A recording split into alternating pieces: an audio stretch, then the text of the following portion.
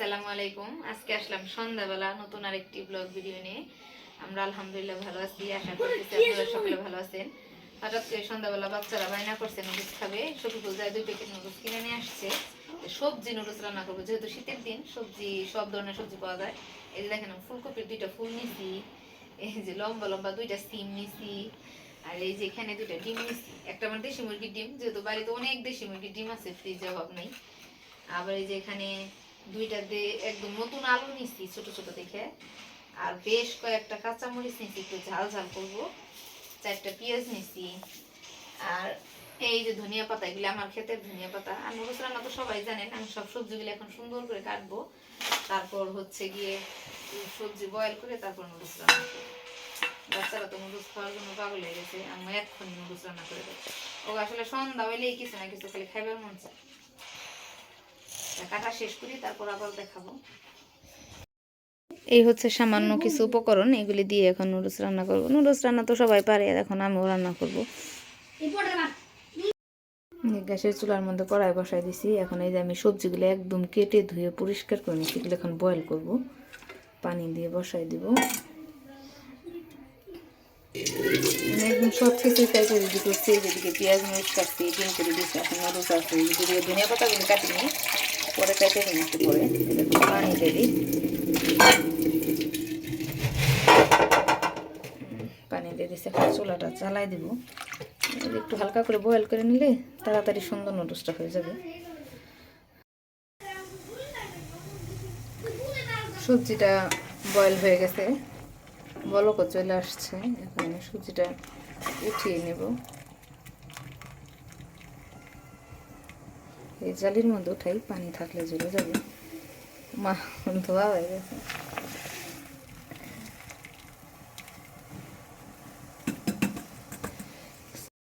এই হচ্ছে আমার নুডলস। নুডলসের মধ্যে সব সবজি, ডিম, পেঁয়াজ, মরিচ সব দিয়ে দিচ্ছি। হালকা একটু পানি দিচ্ছি নুডলসটা সিদ্ধ হওয়ার জন্য, কারণ নুডলসটা তো সিদ্ধ করে নেই। আমি নুডলস সিদ্ধ করে পানি ফালাই দিই না। অনেকে নুডলস সিদ্ধ করে জালিতে ঢালে রান্না করে, আমি আবার সেইভাবে করি না। এই পানিটা এখনই শুকায় যাবে। আর এদিক দিয়ে যে মশলাটা রেডি রাখছি, কাইটা একদম রেডি করে রাখছি। মশলা দিয়ে দেবো, আর ধনিয়া পাতা কেটে একদম কুচি কুচি কুচি কুচি করে রেডি করে রাখছি। হয়ে গেলে ধনিয়া পাতাটা দিয়ে নাড়াচাড়া দিয়ে শেষ। আসলে নুডলস তো সবাই রান্না করতে পারে, এমন বাড়ি নাই যে নুডলস রান্না করে না। বাচ্চাদের জন্য, নিজেদের জন্য, বড়দের জন্য। রাত হয়ে গেছে, আমাদের এখানে এসারে আজান পড়ে গেছে। আর ওইদিকে ঘরে চলেন দেখাই কি করতেছে বাচ্চারা। বাচ্চারা মোবাইল দেখতেছে। হ্যাঁ হ্যাঁ, কি অন্ধকার। এই তোমরা কি করো? গেম খেলো কেন? এই যে মোবাইল দেখতেছে। আর নুডলস খাইবে? নুডলস না খাইলে চলবো না? নুডলস না খাই বলে আজকে ঘুমই আইব না। সত্যি সত্যি? এত গেম খেলে না বাবা। আরফানের শরীরটা আজকে একটু অসুস্থ, আরফান জ্বর আসছে রাত্রে, গতকালকে রাত্রে। আরফান জ্বরের জ্বালায় ঘুমাইতে পারে না, জ্বরের ওষুধ আনছি। এই তো আমার তৈরি হয়ে গেছে একদম গরম গরম সবজি নুডলস। এখন আমি আমার বাচ্চাদের নিয়ে দিব। চলেন যাই।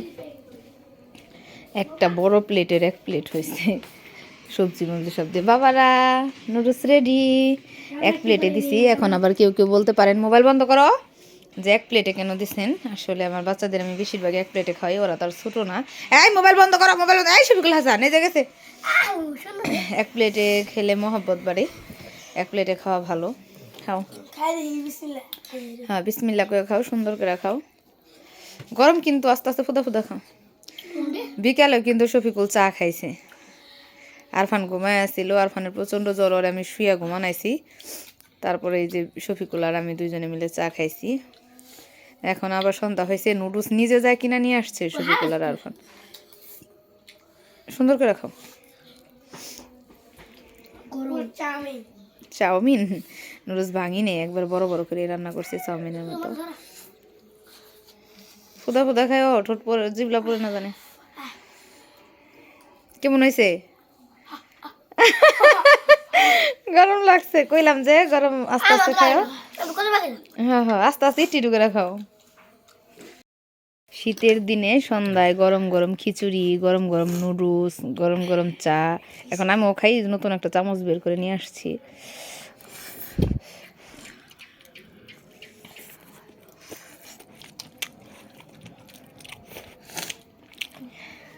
সত্যি অসম্ভব মজা হয়েছে। মজা আছে না শফিকুল? হুম, এখন মজা হয়েছে না? তো সবজি দিয়ে নুডলস খাওয়া ভালো। তোমরা নুডলস সবজি দেখাইবে? ওরা কিন্তু সবজি দেখাইবে চায় না। অগো রান্না করে দেন লাগে খালি ডিম দিয়ে। আজকে আমি বুদ্ধি করে একটু সবজি দিছি। বাচ্চাদের সবজি খাওয়ার অভ্যাস করা ভালো, যেহেতু শীতকালীন সবজির অভাব নেই।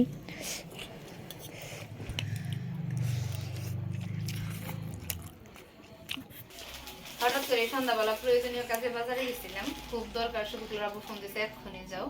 তো সন্ধ্যার পরে এখন কিন্তু সন্ধ্যা মনে হয় 6:30টার উপরে বেজে গেছে। কয়টা বাজে শফিকুল হাসান? দেখো তো, দেখো তো কয়টা বাজে। গিয়ে এই যে বাচ্চাদের জন্য খাবার আনছি, কাঁচা বিস্কিট,